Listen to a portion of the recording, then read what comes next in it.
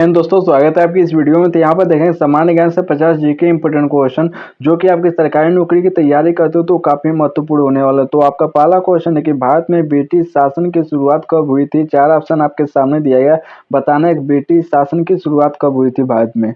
जो आपका सही आंसर हो जाएगा वो हो जाएगा 1757 ईस्वी में। ऑप्शन नंबर आपका बी सही हो जाएगा। आपका अगला क्वेश्चन है कि प्लासी का युद्ध कब हुआ था। तो बताना है कि प्लासी का युद्ध कब हुआ था। 4 ऑप्शन आपके सामने दिया गया। जो आपका सही आंसर हो जाएगा वो भी 1757 में हुआ था। ऑप्शन नंबर बी सही हो जाएगा। आपका अगला क्वेश्चन है कि बक्सर का युद्ध किसके बीच लड़ा गया था। 4 ऑप्शन आपके सामने दिया गया। आपका जो सही आंसर हो जाएगा वो हो जाएगा सी, यानी कि मीर कासिम और शाह आलम द्वितीय एक तरफ थे और सुजादौला थी, यानी सुजादौला बालम और हेक्टर मानो एक तरफ थे, तो इनके बीच लड़ा गया था। ऑप्शन नंबर आपका सी सही हो जाएगा।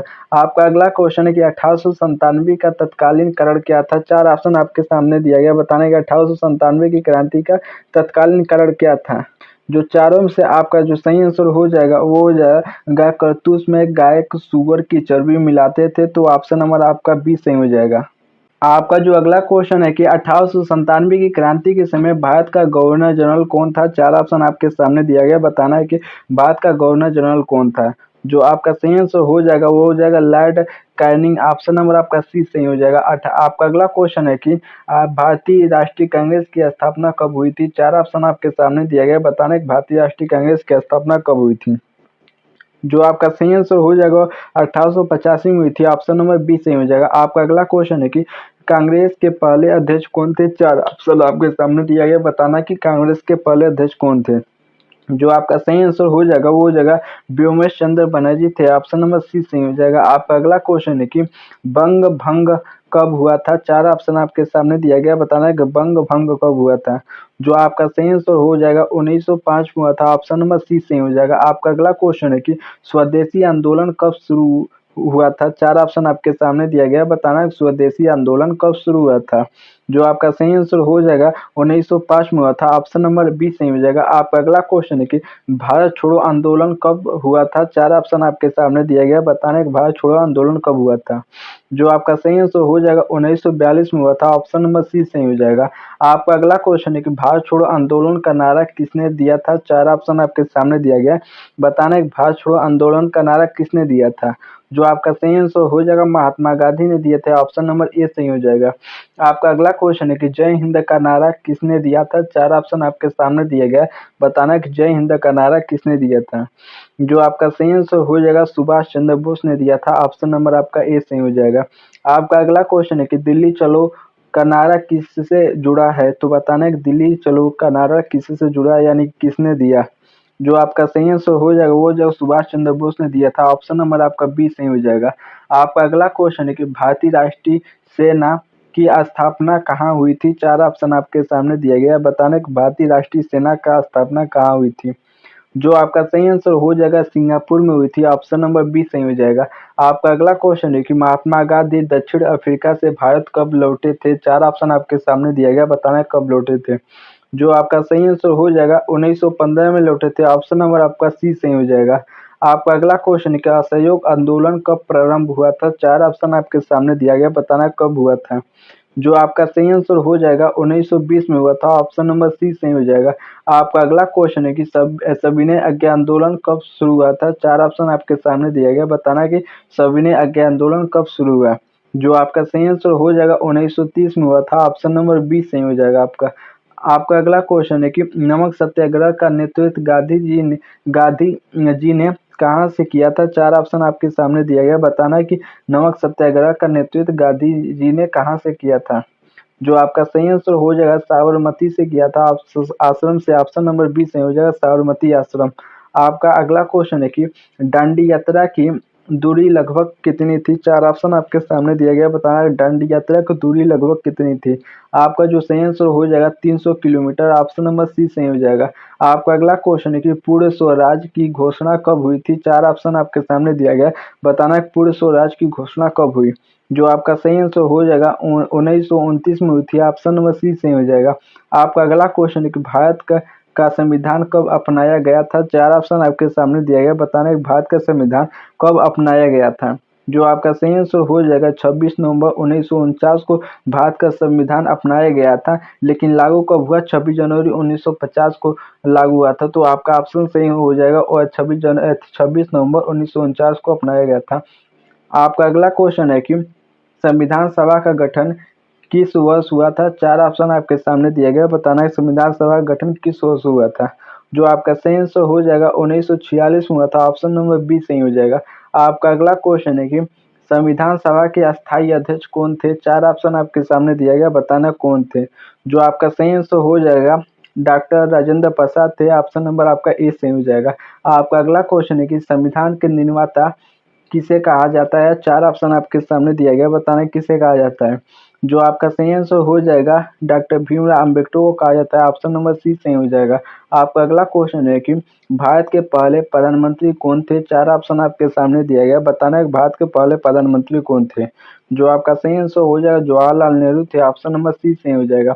आपका अगला क्वेश्चन है कि भारत के पहले राष्ट्रपति कौन थे? 4 ऑप्शन आपके सामने दिया गया। जो आपका सही आंसर हो जाएगा डॉक्टर राजेंद्र प्रसाद थे, ऑप्शन नंबर ए सही हो जाएगा। आपका अगला क्वेश्चन है कि संविधान में कुल कितने अनुच्छेद है वर्तमान में? 4 ऑप्शन आपके सामने दिया गया। जो आपका सही आंसर हो जाएगा आपका जो 448 है, ऑप्शन नंबर बी सही हो जाएगा। आपका अगला क्वेश्चन है कि भारतीय संविधान में कितनी अनुसूचियां है? 4 ऑप्शन आपके सामने दिया गया, बताना है भारतीय संविधान में कितनी अनुसूचियां है। जो आपका सही आंसर हो जाएगा वो जगह 12 अनुसूचियां, ऑप्शन नंबर सी सही हो जाएगा।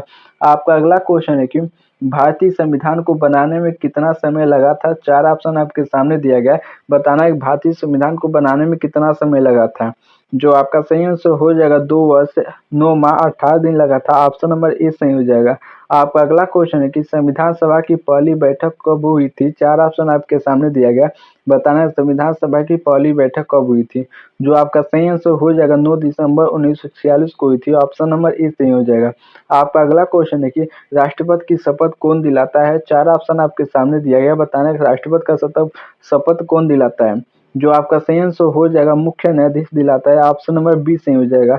आपका अगला क्वेश्चन है कि राष्ट्रपति का कार्यकाल कितने वर्ष का होता है? 4 ऑप्शन आपके सामने दिया गया, बताना है राष्ट्रपति का जो कार्यकाल होता है कितने वर्ष के लिए होता है। जो आपका सही आंसर हो जाएगा 5 वर्ष के लिए होता है, ऑप्शन नंबर बी सही हो जाएगा। आपका अगला क्वेश्चन है कि भारत के राष्ट्रपति कौन है? तो कौन होता है? तो बताना है भारत का उपराष्ट्रपति कौन होता है? 4 ऑप्शन आपके सामने दिया गया, बताना है। आपका जो सही आंसर हो जाएगा राज्यसभा का सभापति भारत का उपराष्ट्रपति होता है, तो ऑप्शन नंबर बी सही हो जाएगा। आपका अगला क्वेश्चन है कि भारतीय यानी कि संसद में राज्यसभा की अधिकतम सदस्य संख्या क्या है? तो बताना है कि इस संसद में राज्यसभा की अधिकतम सदस्य संख्या क्या है? 4 ऑप्शन आपके सामने दिया गया है। जो आपका सही आंसर हो जाएगा वो हो जाएगा 250 यानी कि 250, ऑप्शन नंबर बी सही हो जाएगा। आपका अगला क्वेश्चन है कि लोकसभा की अधिकतम सदस्य संख्या क्या है? 4 ऑप्शन आपके सामने दिया गया, बताना है कि लोकसभा की अधिकतम सदस्य संख्या कितनी है। जो आपका सही आंसर हो जाएगा वो हो जाएगा 552 है, ऑप्शन नंबर बी सही हो जाएगा। आपका अगला क्वेश्चन है कि लोकसभा का कार्यकाल कितने वर्ष का होता है? 4 ऑप्शन आपके सामने दिया गया, बताना है कि लोकसभा का कार्यकाल कितने वर्ष के लिए होता है। जो आपका सही आंसर हो जाएगा 5 वर्ष के लिए होता है। वहीं राज्यसभा का कार्यकाल पूछे तो 6 वर्ष आपको लगाना, तो काफी इंपॉर्टेंट क्वेश्चन है। जो कि राज्यसभा का 6 वर्ष, लोकसभा का 5 वर्ष, ध्यान रखना, ऑप्शन बी सही हो जाएगा। आपका अगला क्वेश्चन है कि राज्यसभा एक अस्थायी सदन है, इसका अर्थ है। तो 4 ऑप्शन आपके सामने दिया गया है, तो आपका जो सही आंसर हो जाएगा यह भंग नहीं होता है, तो ऑप्शन नंबर ए सही हो जाएगा, इसका यही अर्थ है। तो चारों में से आपका यही ऑप्शन सही हो जाएगा, यह कभी भंग नहीं होता, ऑप्शन ए सही हो जाएगा। आपका अगला क्वेश्चन है कि प्रधानमंत्री किसके प्रति उत्तरदायी होती है? 4 ऑप्शन आपके सामने दिया गया, बताना है प्रधानमंत्री किसके प्रति उत्तरदायी होता है। जो आपका सही आंसर हो जाएगा लोकसभा के प्रति होता है, ऑप्शन नंबर आपका सी सही हो जाएगा। आपका अगला क्वेश्चन है कि 370 किस राज्य से संबंधित था? 4 ऑप्शन आपके सामने दिया गया, बताना है। जो आपका सही आंसर हो जाएगा जम्मू कश्मीर से था, ऑप्शन नंबर बी सही हो जाएगा। आपका अगला क्वेश्चन है कि 370 को कब हटाया गया है? 4 ऑप्शन आपके सामने दिया गया, बताएं 370 को कब हटाया गया है। जो आपका सही आंसर हो जाएगा 2019 को 19 में हटाया गया 370 धारा को, तो ऑप्शन सी सही हो जाएगा। आपका अगला क्वेश्चन है कि अनुच्छेद 356 किसे से संबंधित है? 4 ऑप्शन आपके सामने दिया गया, बताना है अनुच्छेद 356 किसे से संबंधित है। जो आपका सही आंसर हो जाएगा राष्ट्रपति से संबंधित है, ऑप्शन नंबर आपका राष्ट्रपति शासन, ऑप्शन ए सही हो जाएगा। आपका अगला क्वेश्चन है कि भारतीय संविधान का कौन सा भाग मौलिक का अधिकार बताता है? 4 ऑप्शन आपके सामने दिया गया, बताएं मौलिक अधिकार कौन सा भाग बताता है? जो आपका सही आंसर चारों में से हो जाएगा वो हो जाएगा भाग 3 बताता है मौलिक अधिकार, ऑप्शन ए सही हो जाएगा। आपका जो अगला क्वेश्चन है कि संविधान में कुल कितने मौलिक अधिकार हैं? 4 ऑप्शन आपके सामने दिया गया, बताना है। जो आपका सही आंसर हो जाएगा वो 6 है, ऑप्शन नंबर बी सही हो जाएगा। आपका जो अगला क्वेश्चन होता है कि अनुच्छेद 21 किससे संबंधित है? 4 ऑप्शन आपके सामने दिया गया, बताना है किससे संबंधित है। जो आपका सही आंसर हो जाएगा जीवन और व्यक्तिगत स्वतंत्रता से संबंधित है, ऑप्शन नंबर बी सही हो जाएगा। आपका अगला क्वेश्चन है कि अनुच्छेद 19 किस अधिकार से जुड़ा है? 4 ऑप्शन आपके सामने दिया गया, बताना है। जो आपका सही आंसर हो जाएगा स्वतंत्रता का अधिकार से जुड़ा है, ऑप्शन नंबर आपका ए सही हो जाएगा।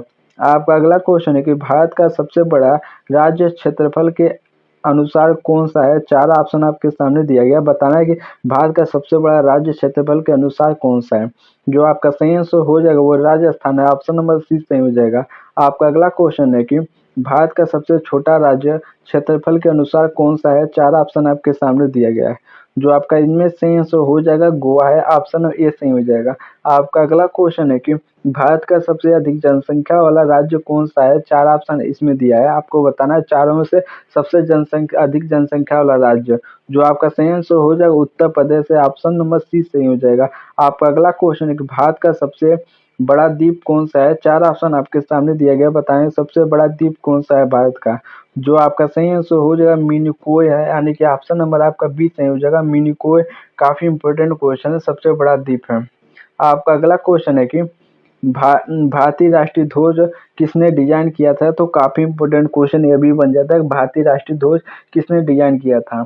जो आपका सही आंसर हो जाएगा पिंगल वेंकैया ने किया था, तो आपका ऑप्शन नंबर ए सही हो जाएगा पिंगल वेंकैया। तो अगर दोस्तों वीडियो अच्छी लगी तो लाइक जरूर करो, नए हो तो चैनल को सब्सक्राइब करो, क्योंकि सब्सक्राइब कर लो तो आपको यहाँ से जीके जीएस काफी ज्यादा स्ट्रॉन्ग हो जाएंगे, तो इसीलिए चैनल को जरूर सब्सक्राइब करो। इसी के साथ धन्यवाद।